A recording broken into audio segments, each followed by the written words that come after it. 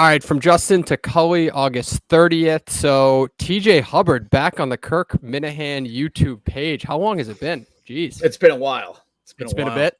What do we, It's been a bit. you were I refer to you as a great thinker, though later in life you started referring to yourself as an OG, apparently. Is that what, is that what changed? First episode of Great Thinkers, last episode of Great Thinkers. No, you were on multiple Great Thinkers, weren't you? Right. No, multiple times, but I was on the first and the last. Well, it is the greatest Chi-Boy show. Chop. That's right. Chi-Boy Chop and his girlfriend sitting next to him, the ring girl at R&R. Yeah. All right, from Justin to Cully, August 30th, we'll get into the topics here. Is first of all, midnight drop last night. Get the text from Kirk. Can you guys record? Mike and I got the text. Can you guys record at 7 o'clock on Sunday night? So we're all in on that. What's your feeling on just the drops of, getting it first thing in the morning versus what have we been dropping it like around noon when we're on Monday, Wednesday, Friday, noonish? Because it could go anywhere from 90 minutes to 3 hours with Kirk. Yeah. So what do you like the midnight drop? I've said in the past, I like to wake up and do my thing. And when I'm either working or whatever I'm doing, I'd rather listen to it then and not wait until the afternoon. Afternoon gets super busy for me. Yep. So if I end up listening, it's going to be a little bit at night and it's kind of chopped up. So I like to hear it first thing in the morning, but what was the start of the school year? Yes. Derail. I actually don't think he said on the show why he needed to do it early, but I don't know. I came home from Vermont and I was in Vermont this weekend and it worked out nicely for me just because I don't know. I don't mind those night recordings. I actually think I don't know. I kind of think they're ideal to get it out first thing in the next morning. Kind of makes sense. Yeah. No, I mean, I listened to the whole thing this morning. So yeah.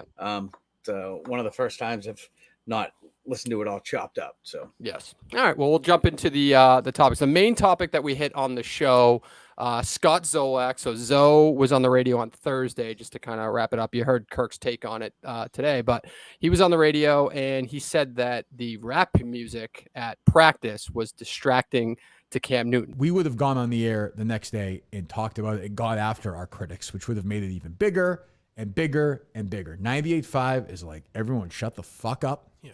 Nobody say anything. Nobody tweet anything. Zoe, go on the Patriots pregame show and just give your, frankly, I'm sure, bullshit apology.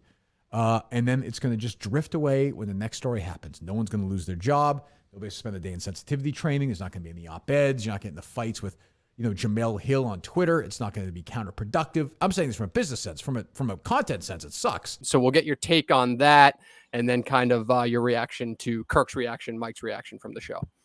I mean, I heard Zoe apologize for what he said this morning, but I think I'm in the camp of Kirk. I don't think he meant it in any way racist, but it came off like that. And you know what? If you're Zoe, just shut the fuck up.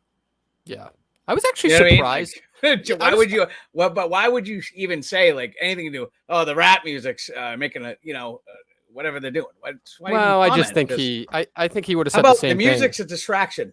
Yes. Yeah, but I just think like that was literally what was playing. So I don't know. We can all we can assume whatever there. I was actually a little surprised. I thought Kirk's take would be, just get out like as soon as it happens, say something about it. And that's what doesn't cause the firestorm. But he kind of agreed with 98.5's approach, which was basically like muzzle the guy until the right opportunity comes to say something, which turned out to be the game last night. I'll agree with Kirk. If it was Kirk and Jerry who said that a few years back, done.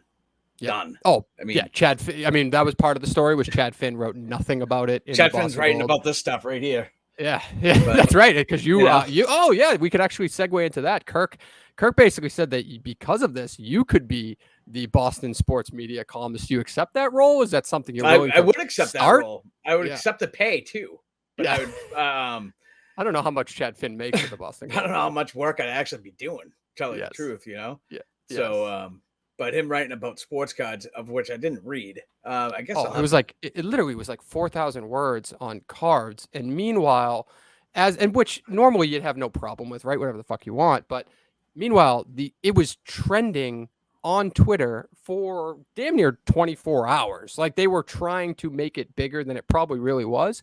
It was out there and he touched it. I don't know. I would love to know the reasoning, like the honest reason of why people said, oh, he works for 98.5. He doesn't work for 98.5. I know Chris Gasper works for 98.5 and they have a relationship, but I don't see the rhyme or reason about. I would think he would want to write about this. I don't even give a shit if they're friends. It's like it's the number one story of the year for him potentially. There's nothing else going on in sports media.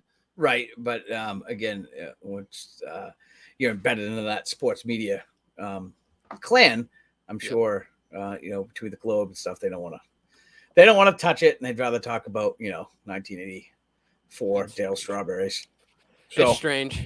Yeah, it's strange. So besides that, we kind of had a hodgepodge of topics, but Sako came back up. Obviously, we kind of revisited a little bit of the madness that happened last week with the invoice, and we did get a discount, by the way. We said that on the show. Did we say that on the show? Did you get a discount? 29,000 has turned into 25,000. Oh, so, they cut $5,000 up for the shrimp. Actually, yes, 4,700 to be exact. So we got a little bit of a discount from our friend Dustin. You're almost even on the night down there in Sako. Yeah, almost. Well, with ticket sales now, I got to go check the numbers. We're definitely actually no, we're up.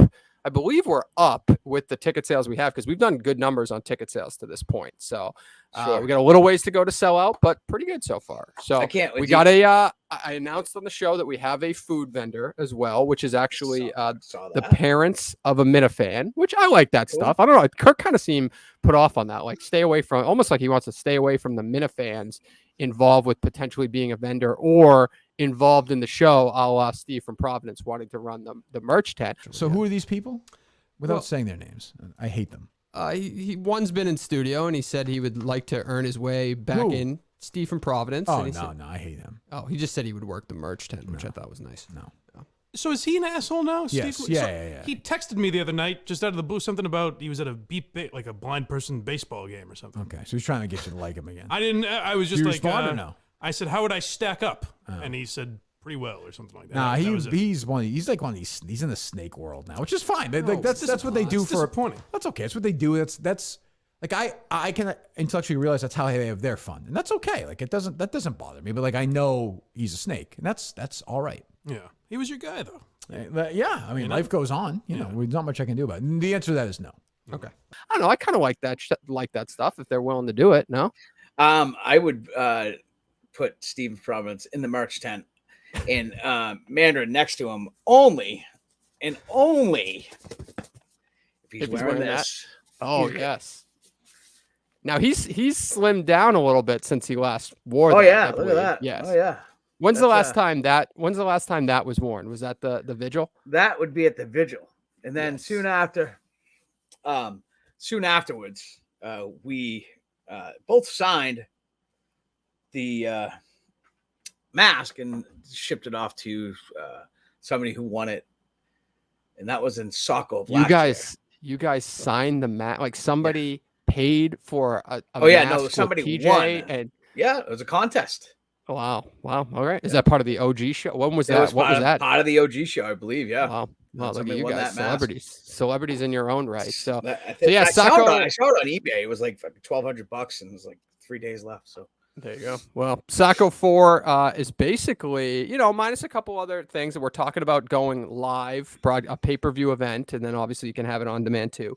So those working out those details is going on, but it's basically done. So let me just get you, because you and I hung out a little bit at Sako 3 there. What was your impressions of Sako 3, and then any advice for Sako 4?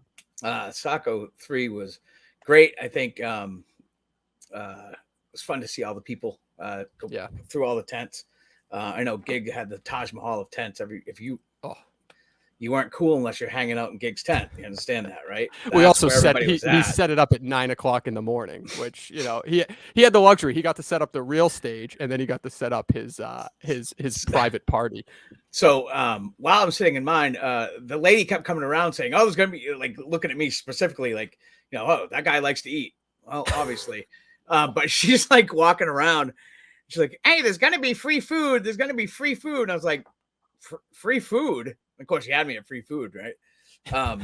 But all the while, I kept thinking, I was like, okay, well, the concession stand's open for food, like popcorn. Well, he also didn't know. He made that on a whim. He decided to open the concessions. So we're even for Sako 4, he's seeing his staffing if he's going to open it up for Sako 4. I think he just kind of does that on a whim.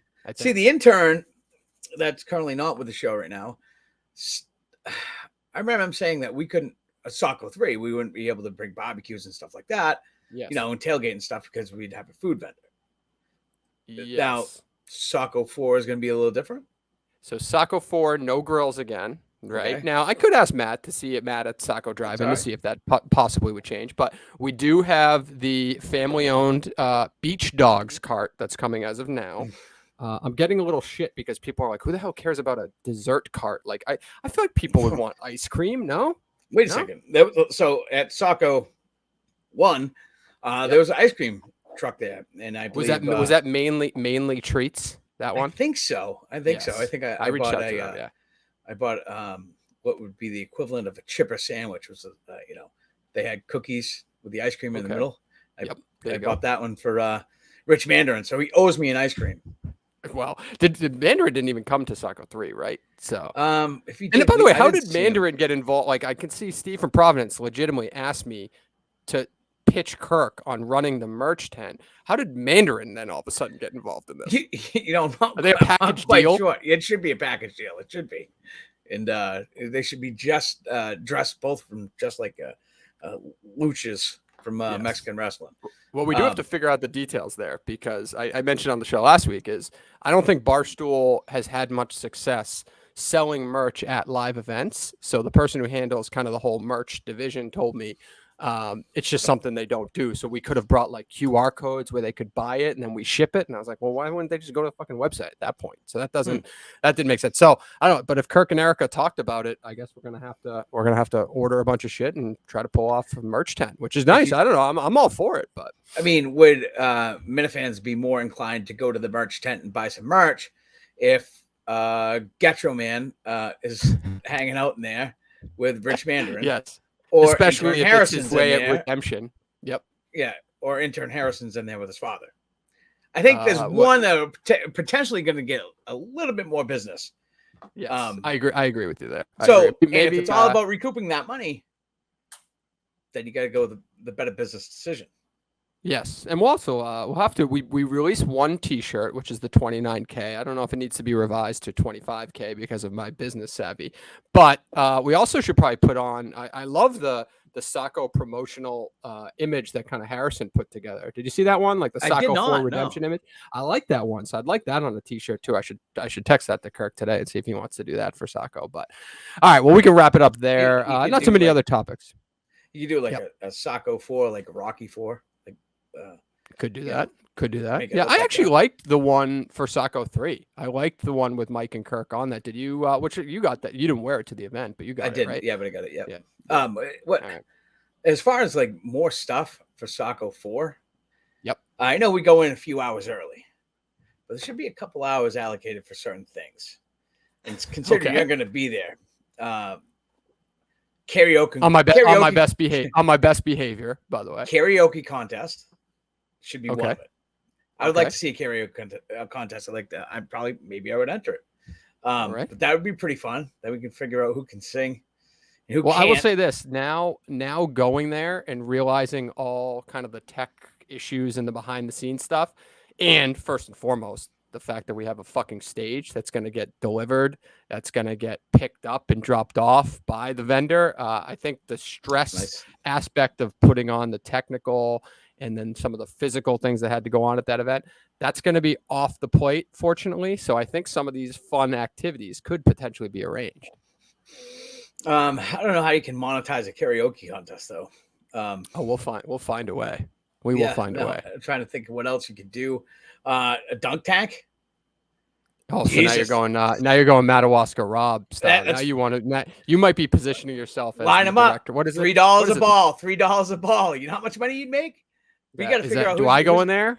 I gotta go in there. Figure out who would be going to the dunk tank. Maybe we figure out Kirk's blame pie, and then of the time that's allotted to the dunk tank, the percentage of the blame pie that person has to sit in there. Right. Yeah. So if you're going to give me 50%, and you want to have it for 2 hours, I got to be in there for an hour. Also, think of Minifans and which one would garner the most money to throw balls at. Oh, that's true too. Steve from Providence would probably be number one there. Kevin from Bristol, Steve from Providence. Yep. Quanweed Chris would be great. John Stewart, maybe. John's proof. I didn't even get a chance to hang out with John Stewart and say hi.